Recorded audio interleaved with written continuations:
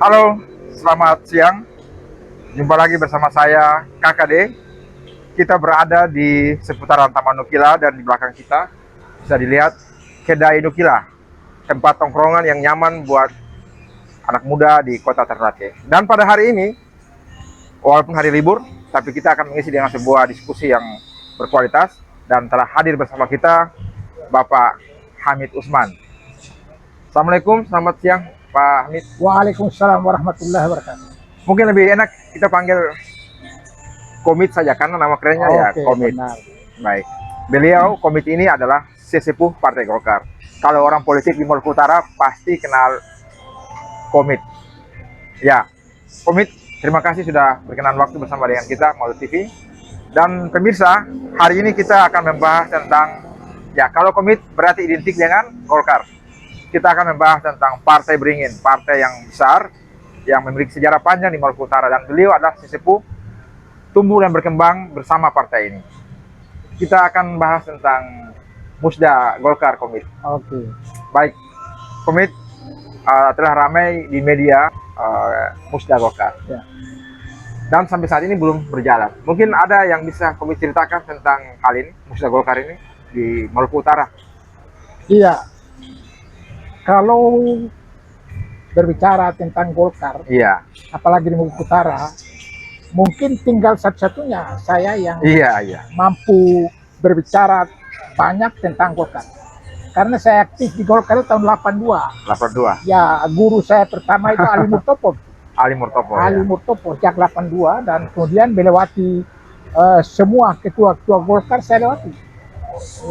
Haji Abu Bakar Hamid 2 kali, Iya. Atif Jaya Mansur, dan kemudian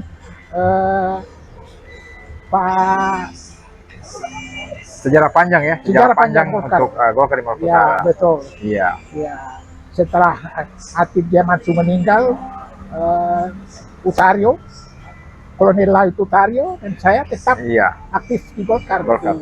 Dan aktivis saya terakhir itu di Ahmad Sehatmus, AHM. AHM. Iya. Ini cerita Golkar di Maluku Utara. Hari ini saya ingin berbicara banyak Iya. karena nuansa kita ke depan ini menjelang Musda Golkar. Iya. Menjelang Musda Golkar. Saya mau ingin menyebut siapa saja bisa menjadi ketua Golkar Iya. di provinsi. Karena di dalam ketentuan Golkar tidak tertulis bahwa seorang ketua itu harus 2 periode, tidak ada itu. Itu tidak tertulis dalam ketentuan AD/ART maupun PO Partai. PO Partai, nggak ada. Jadi hanya sebagai etika kader. Iya. Jadi orang hanya 2 periode. Oke. Tapi di ketua umum Golkar itu 2 periode itu Amir Murtono. Iya. Semuanya 1 periode. Dan tidak ada batasan harus berapa periode, tidak ada. Tidak Iya. ada. Jadi tidak ada batasan yang tertulis dalam ADRT, tidak ada. Iya. Baik, Komit. Jadi itulah bagian pendahuluan dari Komit. Ya, Intinya Golkar partai terbuka betul, dan tidak ada batasan untuk jabatan ketua baik di pusat maupun di DPD. betul. Baik, Komit. Kita kembali ke Maluku Utara. Iya, Iya, lagi ramai di Maluku Utara. Golkar ini identik dengan partai penguasa ya. betul, Minimal dia mitra penguasa. betul. Tidak pernah menjadi oposisi. Partai besar dan kita tahu tahun kemarin sebelumnya adalah Ibu Ketua, Ibu Alin Mus, kemudian setelah itu masih dalam unsur pimpinan Golkar dan sekarang kembali Partai Golkar sebagai unsur pimpinan di Maluku Utara. Betul. Artinya Golkar memiliki sebuah kekuatan grassroots yang luar biasa. Ya. Nah, kekuatan yang besar ini, Ya, jika musda dilaksanakan, menurut Komit sebagai sesepuh Golkar, ya, jangan sampai hasil yang didapat dalam musda ini, karena kita mendapatkan selentingan bahwa kalau Golkar diberikan kepada pihak yang ya tidak tepat, ya, bisa jadi partai yang besar ini, ya. Betul. kata orang bisa jadi partai kecil, partai bonsai. Benar. Saya rasa begini, saya harus berbicara khusus Golkar Maluku Utara karena dari kepimpinan Golkar. Ya, Jadi sejak yang saya bilang tadi, Haji Abu Bakar Hamid dan sampai Ibu Alien Bus, ya, seharusnya Golkar lahir tanggal 20 Oktober 64. Iya, Sejarah. sejarah. Jadi Golkar itu adalah partai penguasa benar. Ini bukan omong kosong. Iya.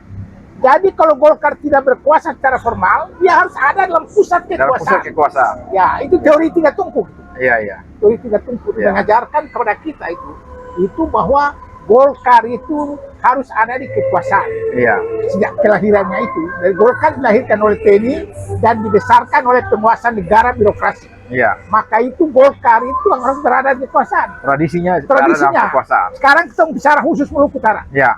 Saya melihat Golkar, figur yang jadi ketua DPD Golkar, Iya. dia harus menang pilgub. Harus menang Itu pilgub. syarat. Iya. Itu syarat. Karena sejak Golkar lahir di Maluku Utara tahun 68, Iya. ada 8 tokoh di situ. Dan sampai Ibu Alien Bus hari ini, Selalu dalam kekuasaan. berapa banyak ketua silih berganti. Iya. Untuk DPD 1 itu Yamin Tawari, Iya. kemudian Hasan Doa, Iya. kemudian Ahmad Hidayat Hidayat Mus, Mus. dan kemudian Ibu Alien Alien Mus. Mus untuk provinsi. Iya. Itu provinsi itu. Baik, Komit. Ya. Kita fokus ke persiapan Musda. Betul. Menurut Komit, kira-kira figur seperti apa yang pantas Ini ke yang di saya mau Musda? bicara. Iya. Ini yang saya mau sambung tadi. Iya, baik. Kotong berundukan siapapun jadi ketua Golkar dia harus jadi gubernur. Ini Iya. syaratnya. Iya. Maka seandainya Iya. AHY mau maju lagi calon ketua Golkar, Iya. kan tidak dilarang. Tadi saya bilang. Iya. Ini tergantung dua figur. Yang Karena pertama, Golkar identik dengan kekuasaan. Siapa Betul. yang jadi ketua, dia identiknya betul. Jadi kita butuh pikiran 3 orang menurut saya. Iya. Yang pertama harus AHM, Iya. pikiran AHM. Iya. Yang kedua, pikiran Ibu Alien yang kedua sekarang. Iya. Yang ketiga, tokoh jadi ketua DPRD Provinsi Utara Iqbal Rurai. Iya. Mereka itu yang harus kita kumpul dan Figur kita, yang menguat ya. ya, Yang dianggap memiliki kompetensi dan ini yang kapabilitas. saya maksudkan. Jadi kalau seandainya mereka bertiga ini duduk dan bincang-bincang, apakah Tom harus Mengambil orang lain. mengambil orang lain? Iya. Atau Anda bertiga yang maju? Iya. Kan begitu. Iya. Sayang tuh. Berarti Alien Mus juga masih bisa punya peluang karena tidak ada batasan. Tidak ada masalah. AM juga Bisa. dan Ketua DPR Pak Iqbal Rai juga bisa. Tapi Komit, Ya, dalam Golkar ini kan identik dengan kekuasaan dari Betul. pusat. Bagaimana jika dari pusat mempunyai kekuasaan dan kewenangan untuk misalnya ya menekan ke daerah bahwa harus ikut ke keinginan dari DPP? ini masalah. Ini menurut Komit seperti apa? Saya rasa enggak. Ketika Iya, Orde Baru runtuh, Tong meminjam bahasa Pak Harto itu. iya, Orde Baru selesai dan Pak Harto lengser ke Prabon. Itu kekuasaan yang di drop dari Iya. pusat itu tiada lagi, termasuk ketua Golkar. iya, Dulu ketua Golkar di kabupaten, kota, dan provinsi seluruh Indonesia ditentukan oleh Cendana gitu. iya, Dulu iya, itu selama 32 tahun. Tapi setelah reformasi, Akbar Tanjung yang menjadi ketua umum DPP Golkar. iya. Kemudian kita perpanjang Akbar Tanjung 1 tahun untuk setelah Munas. Jadi Akbar Tanjung sebenarnya sudah mendesain Golkar ini. Jadi kader-kader di daerah itu harus benar-benar disiapkan, Pak. Disiapkan. Yang saya melihat sekarang ini untuk Nah, bagaimana dengan kesiapan kader di Maluku Utara? ini yang kita harus bahas hari ini. Iya, Ya, ini yang kita harus bahas. Untung bapak-bapak ini masih peduli tentang Golkar gitu. iya, Ya. Kalau semua orang ini tidak lagi bicara tentang Golkar dengan kondisi yang sekarang ini, iya. saya berpikir sangat berbahaya semuanya. Baik, jadi bagaimana tanggapan Komit sebagai sesepuh Golkar yang tentu menghendaki yang terbaik buat Golkar. Sementara kita mendapatkan informasi-informasi ya dari pusat mungkin mempunyai keinginan-keinginan untuk menempatkan figurnya di Maluku Utara. Bagaimana tanggapan Komit? Sebenarnya itu sudah pasti. Iya, Sudah pastinya begini, Pak. Karena Golkar identik dengan kekuasaan bukan hanya sekedar kekuasaan secara Iya. formil, Pak.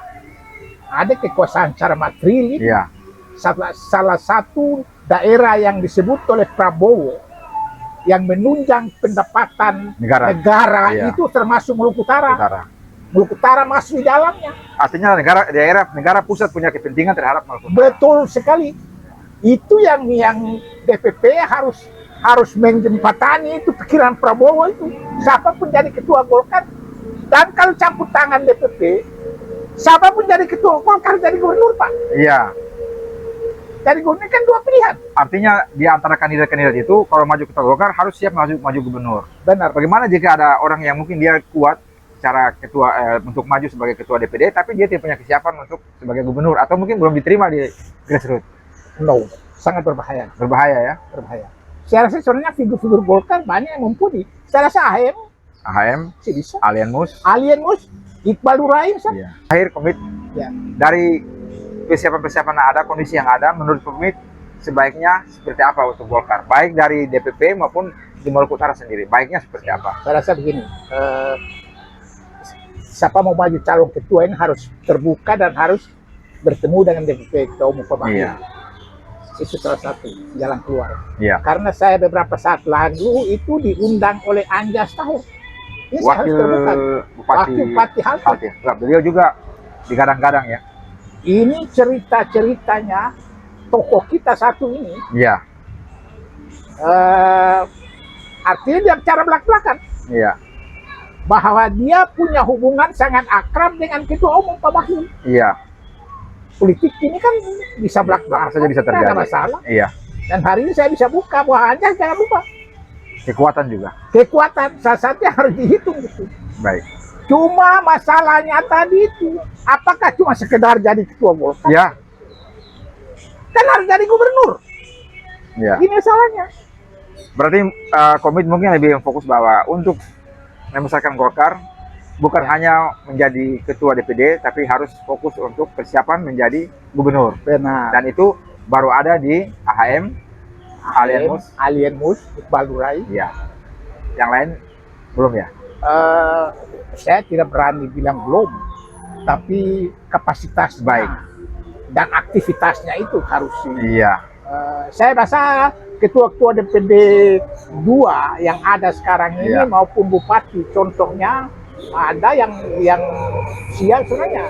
Salah satu yang senior Frans Maneri, Iya. jangan lupa. Semua punya peluang ya. Senior. Apakah dia siap mau maju calon gubernur? Ketua DPD dan calon gubernur? Baik, Komit, menarik sekali. Tadi Komit ada menyampaikan ya dalam penyampaian Komit bahwa ada figur-figur yang telah membawa nama dari DPP. Benar. Ini jangan sampai menimbulkan suasana yang tidak sehat, iklim yang tidak sehat dalam musda nanti bahwa ada intervensi dari DPP yang menghendaki figurnya yang menjadi. Kan ini berpotensi bisa membuat partai ini menjadi kecil, jadi bukan lagi partai beringin tapi partai bonsai. Bagaimana tanggapan? Ya, ini kan harus bicara dari awal. Iya. Sejak Munaslup 98. Iya. Jadi ketika Munaslup 98 dan Akbar Tanjung terpilih menjadi ketua umum, itu nuansa Orde Baru semua lagi di bumi hangus kan, nggak ada lagi nuansa Orde Baru. Iya. Kalau 32 tahun itu Golkar itu ditentukan oleh Cendana, Pak. DPP sangat menentukan Golkar di seluruh Indonesia. Tapi ke reformasi 98 itu telah membawa sudah selesai. Jadi yang saya katakan tadi bahwa memang DPP yang mencoba untuk mau menggiring figur ketua pilihan DPP. Tadi saya nah, jangan sampai kondisi yang sama sebelum itu terjadi lagi di Maluku Utara jelang musda nanti. Ini berbahaya karena yang Anda katakan tadi, apakah Golkar tadi beringin yang rindang bisa menjadi bonsai, dibawa merindungi sebuah gua dan batu besar, atau beringin menjadi bonsai, tumbuh di padang ilalang. Dan itu karena intervensi dari atas. Benar, itu tindakan DPP bisa membuat Golkar jadi bonsai. Kalau ada intervensi. Ada intervensi karena semuanya tidak bisa lagi diberikan kewenangan pada DPD 1 dan DPD 2 untuk mengembangkan Golkar itu. Ya. Kan itu masalah.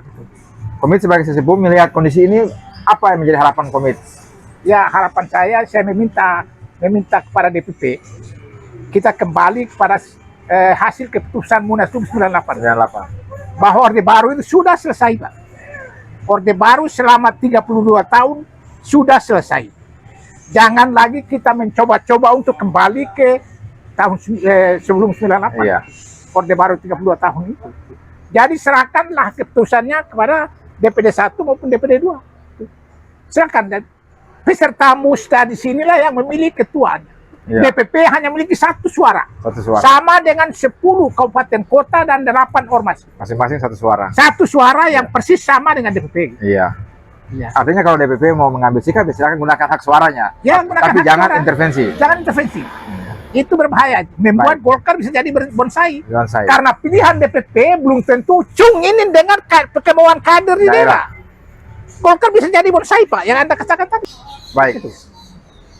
Komit, sebelum mengakhiri ini, mungkin kita tidak mengambil kesimpulan, Ya. tapi ada gambaran bahwa Golkar partai terbuka, partai besar, Ya. dan tidak ada batasan untuk menjadi ketua umum, bisa 2 kali, bisa juga lebih. Bisa. Karena tidak ada yang diatur dalam anggaran dasar rumah tangga, Ya. dan juga PO partai, menurut sesepuh Golkar. Dan yang terakhir, menjadi ketua DPD Golkar Maluku Utara, Ya. harus identik dengan orang yang siap menjadi gubernur. Benar. Closing statement, Komit, silakan. Iya. Ini closing statement. Iya. Saya mau ingin bahasakan begini, yang paling sederhananya. Jadi saya punya 3 calon. Iya. Iqbal Hurai, Darurai, Ahmad Hidayat Nus, Alian Mus. Alian Mus. Ya. Jangan lupa Anjas Tahir. Tahir. Ya. Termasuk AMPA dengan Anjas Tahir. Baik. Jadi kalau mereka berempat ini serius untuk mau jadi ketua Golkar dan kemudian Pak jadi gubernur, ya menghadap DPP. Baik. Itu closing statement dari Benar. Komit. Baik pemirsa Malu TV, demikian bincang-bincang kita Malu TV dengan Komit, sesepuh Partai Golkar, tentang seluk-beluk dan kesiapan menjelang Musda Partai Golkar Maluku Utara. Dan Anda telah menyaksikan, sama-sama kita menyaksikan. Seperti biasa kita tidak membuat kesimpulan, semuanya kembali kepada Anda. Terima kasih atas perhatiannya, dan pastikan kita akan selalu bersama dalam topik-topik yang luar biasa dari Malu TV. Terima kasih. Wassalamualaikum warahmatullahi wabarakatuh. Waalaikumsalam. Terima kasih, Komit.